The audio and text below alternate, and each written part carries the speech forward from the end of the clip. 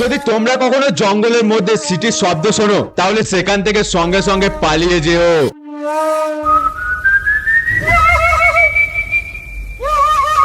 কারণ এই শব্দের পেছনে লুকিয়ে আছে এক ভয়ঙ্কর রহস্যময় প্রাণী এলসিল বোন। ভেনেজুয়েলার লোককথা অনুযায়ী তাদের আশেপাশের জঙ্গলে একটা অদ্ভুত প্রাণী ঘুরে বেড়ায়। সে সবসময় নিজের পিঠে একটা হাড়ে ভরা বস্তা নিয়ে ঘোরে, আর সেই কারণেই তার নাম এলসিল বোন। আর বলা হয় সেই হাড়গোড় আর কারো না বরং তার নিজের বাবার। আর সে শুধুমাত্র মানুষদেরই শিকার বানায় যে খুব খারাপ মানুষ। আর এই প্রাণীটা কোনো ভূত বা ছায়া নয় বরং মানুষের মতোই দেখতে।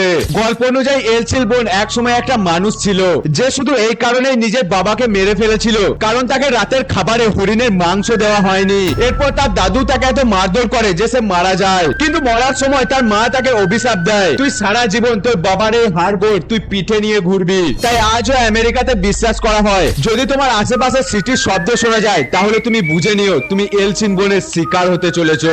আর সেই সিটি যদি তুমি খুব দূর থেকে শোনো তাহলে বুঝবে সে তোমার খুব কাছে আছে।